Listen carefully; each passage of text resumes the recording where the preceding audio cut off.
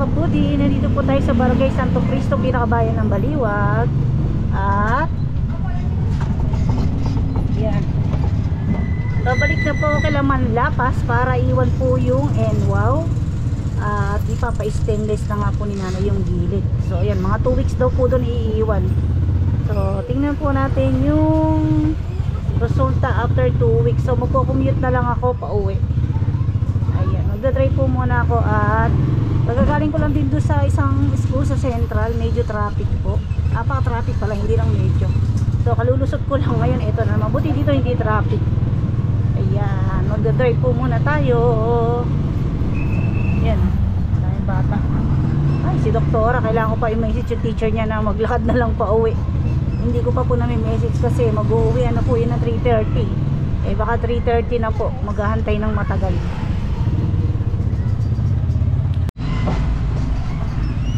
Yan, dito tayo kay Manlapas. Disco medyo rough road.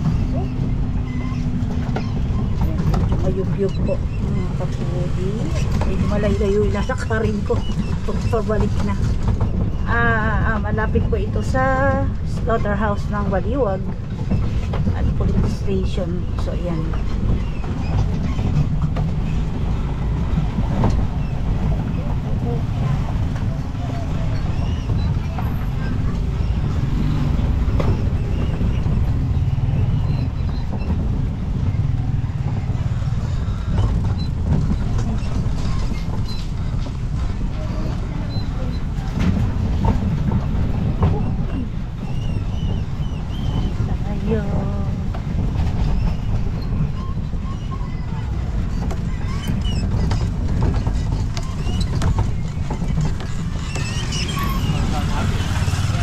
mayugyug talaga. Ay naman lang po ay medyo madali-daling mag-video para po kung nakamiyo. Yan. Medyo malapit-lapit na tayo at dito ay sementado na. Medyo rough lang ng konti.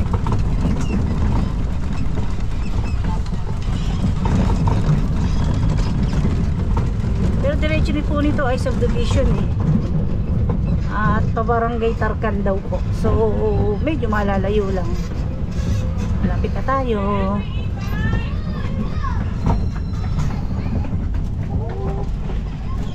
Ito na ang Manlapas. Quality cycle. Uy!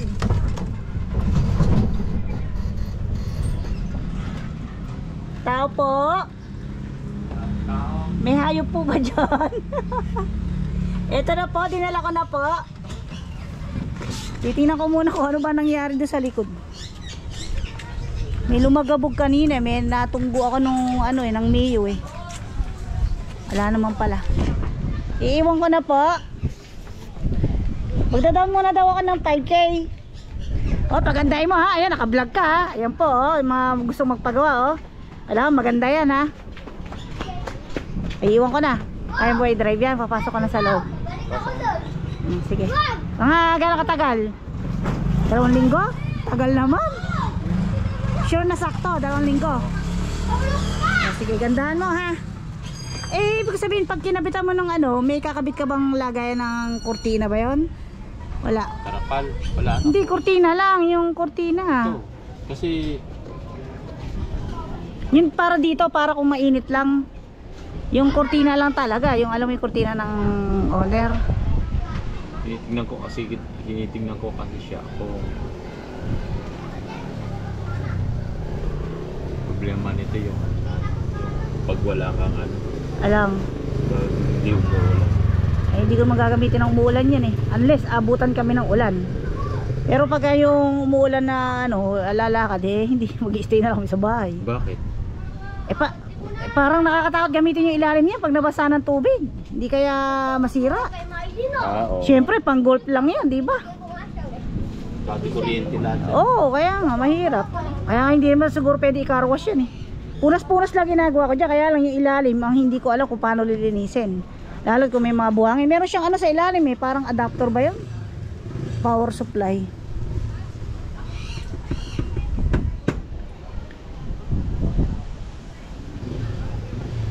Magdadaw muna ako ng 5K, tapos balikan ko na lang. Pati kulang.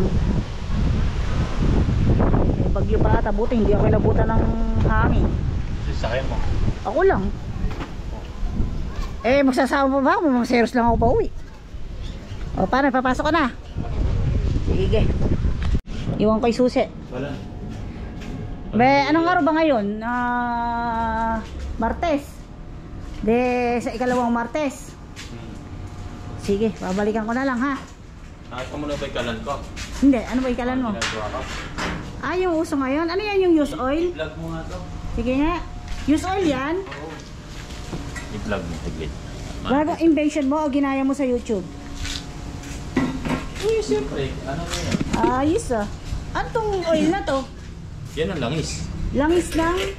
Pinaggamit ka na Jinx sa oil. sasakyan? Oo. Mantika, hindi pwede? Pwede. Ayos ah.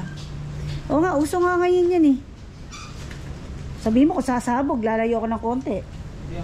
Hindi ah. Sasabog yan eh. Wala namang oxygen. Ano siya, parang di, yun hangin yun. Ano ba tawag doon? Wala namang oxygen yan. Ano mo yan, nagamit mo na o napaandar mo pa lang? Nandar ko na eh. Hindi siya, nag-testing ka ba? Hindi ba nag-uuling sa puwitan ng kalan? Gaano katagal na uubos yung ano? Ito blower. Ayun, blower. Ito blower. So ngayon, para magkaroon siya ng ano doon, lalagyan mo siya ng, patutuloy mo muna siya ng konti-konti. Konti lang. Oo, yan. Tak-patak lang. Hindi na diretso kailangan yan. Hindi, makikita mo rito, Lalabas. pag nag-ano na siya, Ano nga nakikita ko dyan? Gusto mo kayo ilaw mo. Alam mo yun.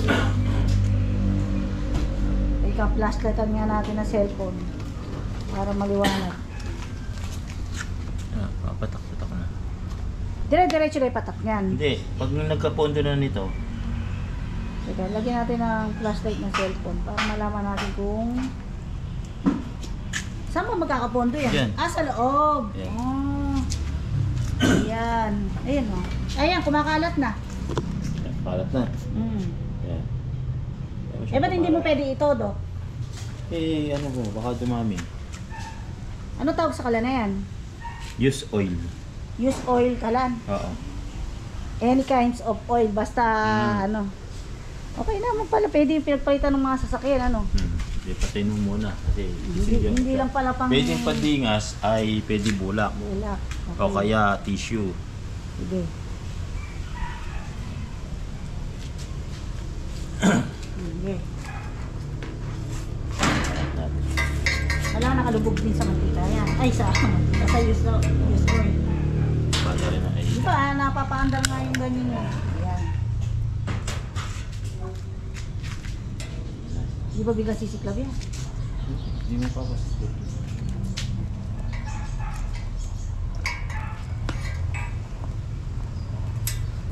Kung halimbawa ganyan, magkano mo na maibibenta yun? 3,000. 3,000. Kaso pampakulo yan. Hindi ka ba nabibigla? Hindi, kasi bakal no? Yung bakal niyan, tsaka yung ano. Sa 3,000 na yon, kumpleto na yan. Yung oil na lang ang kailangan. Kung na lang bahala yun, ano? Na siya. Okay naman yun, maraming tira-tirang mantika sa mga bahay. Hindi lalo na kung nangingitim na, hindi na pwedeng gamitin yun Ayan, maandar na. Baka maubos. No, painitin lang tayo. Ito maluwan ng matika. Ayan, matika. Pwede rin mantika. Parang madilim against the red. Ano kasi ito eh? Yung pinagprituan ng mga ano? Mga manok? Ay, yung chicken joy? Jollibee? Yung ano yan, yung... Taba ng baboy? Oo. Ayun. Hindi namin ginagamit. Oo, kasi nakakabara sa puso yun di ba? Oo. Tsaka yung mga baka, yung sa mga Anli, Sanyup, binibenta na rin yun Ayun, lumalakas na. Kaya lumalakas yan dahil dun sa lumalabas doon. Wala pa. Yan, yung pondo, tsaka yung bulak. Anong oras mo siya bubuksan? Pag mag-init na siya, tsaka mo siya buksan. Ayan na siya.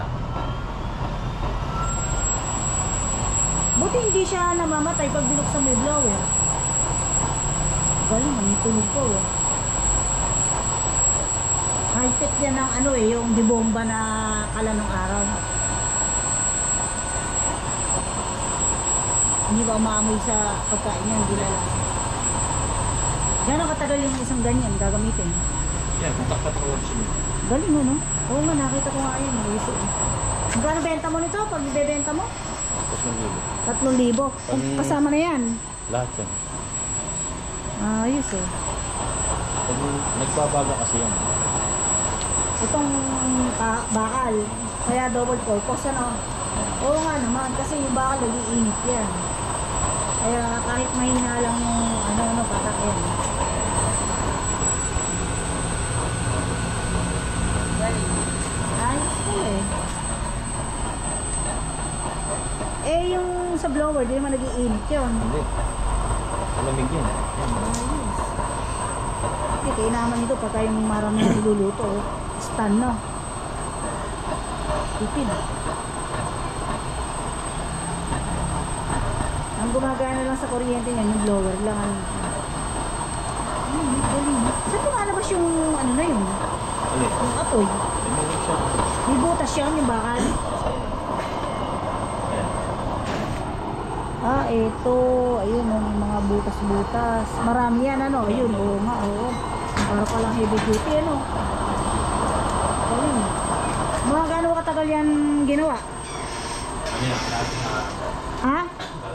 Kalahating araw yung welding yon ano, at saka ano yung ano, bibili ka na ng nung blower 220 saksakan. Ayos pala eh.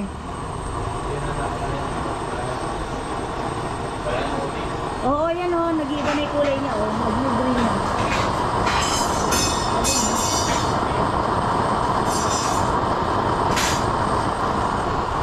Ayan, hindi lang sasakyan na kaya niyang gawin, mga sidecar. Kung hindi, alam, yung ba sidecar mo ba yun? Ganda pala yung itsura ng tapak mo, ano, kaya lang mas mahal. Ba't tinatakpan mo?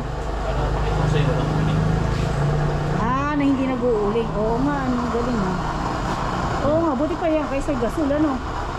Diba? Oo, ayos, galing ha. Ano yan, ready mo na ibenta yan o pang sa gamit mo lang? Yung ginawa ko yan sa sarili ko, kaya matakas eh. Hindi, maganda nga yan pagka, ano, pagka maraming lulutuin. Lalo na kapag order. Ano niya, order niya sa blue. Malalaman mo naman kung mag-uuling, dilaw eh, no? Dilaw yung apoy. Ayos pala. Ayan, sa alagang 3,000 lang po. Kung mga gustong umorder, ayan, mga, pwede yan sa mga, ano, mga, pag may mga farm kayo, ganyan, o panghandaan, no? Pero kung gusto nila mas malaki, kaya mo? Mas malaki dyan. Pasadya, di ba, ano? Yan lang manakas na yan. Ayos pala to sa mga, ano, lutuan, no? Mga may karinderya. Wala pa sabog, no? Hindi kaya nagasol, no? Wala naman price. Basta pa lang. Saka, alam mo, hindi siya mabuyay yung mga tibay. Daling magluto ng Oo, pansin. tama. Ang cute naman nung, ano, pagkaka-design. Yun lang mantikang pinagamitan, hindi mo mauubos eh. Dito sa may mangga, order naman siya ulit. Pinapupunta ako doon. Order na siya. Ganito, Kaya pinapupunta ulit ako doon. uulit siya uli. Order ulit siya. Parang mauusay nga yan, ah. Yan, titipid ka rin. Kung meron ka kaya lang buka, Diyan na lang, no? yan muna. Tapos sa Tsaka hindi ako, dami kung kong, magpipinis ka na sa lisensya, saka mo na lang siya. ang dami kong tinatapon na use oil kasi, di ba, maitim na. Oo. Hinihingi ni kuya, syempre, masama sa katawan yun, di ba, sa bato, ganyan. Tinatapon ko. Di, ganyan pala, di maganda. Oo. Yun, lumakas pa. Kasi may mga ano, Yung mga barbara. Ganda. blue and green. Ayan, kalahating araw mo lang gagawin, ano? Basta nasa usapan nyo. Contact number mo, baka may gustong kumontak sa'yo. Number to 0903 ay Zero- 0906 0906 17 17 00 00 784. 784. Pakihanap lang po si June Manlapas. June Manlapas. Ayan, Sidecar. mukhang ibang number pa yung kabisado mo ha. Ayari ka. Ayan, June Manlapas po sa mga gustong umorder. Ayan. Paano kung malalayo? Di-deliver? O sila lang pupunta rito? Pwede na naman deliver basta Bulacan, Pampanga ayaw. Basta kaya ng deliver mo, no? San Miguel, nakapag-deliver na ako 3. Tatlo? Ayan, pwede rin po kayo magpagawa na rin ng mga sidecar nyo. Ayan, gawa mo ba yan? Yung stainless na tricycle? Oo. Ganda, ano? Gusto mo malakas, lalakasan. Ayan, paano mo ba natutunan yung paggawa ng tricycle? Na 1990. nag-aral ka? Mag-welding? Experience na ako. Namasukan ka? Namasukan ka? Ayun, kaya pala. Talagang karaniwan sa nagkakaroon sa sariling negosyo. Ano? Binakasan ko yung Malakas din. Walang ng hangin, hindi siya mamamatay ng hangin na. Kasi nakakulog na eh. May steady. So ayan, paano? Tutuloy na ako. Sa mga gusto po mga kapudi order, ayan, contact na po kay June Manlapas. Sa ka ba FB page? meron. June JM Manlapas. June JM Manlapas. JM Manlapas. Ayan, pwede ko kayo mag-message sa kanya at mag-inquire sa FB page niya na June JM Manlapas. So ayan, isa to sa gawa niya. Tsaka yung tricycle namin ni Mister at eto. Ayan, marami pa siyang gawa. Sayang nga, naalis ka kasi sa San Roque eh, no? Pero kayo naman dito, maluwang. No? So paano, tutuloy na ako after 2 weeks na. Sige, see you in 2 weeks. Thank you. Exercise pa ngayon ako dito. Sige. Babus. Ayan, lakad po tayo. Update ko kayo pagka nandun na ako sa malapit sa Karantilia. May patubig. Ayan, nandun na tayo. Lakad-lakad ng konti at patubig na tayo. So dito na ako nag-drive po ng isang araw.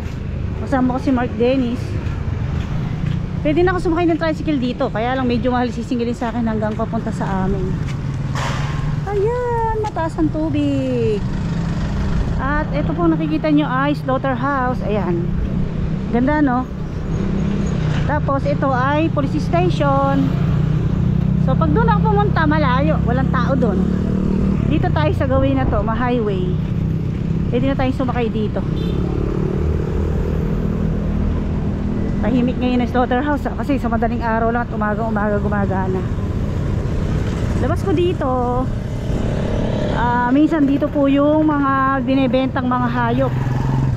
Tuwing Miyerkules lang. Yan. Oh, meron na pala ang Baliwag Hemodialysis Center dito. Dati po yan ay senior office. Ngayon ay nung si Ferdy Sirele po nanalo ay ayan, ginawa niya ang Hemodialysis Center. So ayan, hanggang dito na lang po mga kapudi. At ako po mamamasaheros na. So ayan, thank you po sa inyo lahat. At God bless po tayo at ingat po. Dito po pala sa kaliwa ko ay ayan, Baliwag Tennis Club. Pwede kayong mag-tennis dyan. At ito pong building na to, nakikita nyo ay ayan po ay kasama po sa school ni Mark Dennis, kaya lang ginagawa pa po siya. So hindi ko alam kung itong pasukan na to ay magagamit na. Ayan, supposed to be ay dapat lilipat sila dyan. Ayan, lakad-lakad. Hinihingal ako. Ayan, pagligo ko, Baliwag na, Baliwag SM. So ayan, pauwi na po ako mga kapudi. Lakad lang.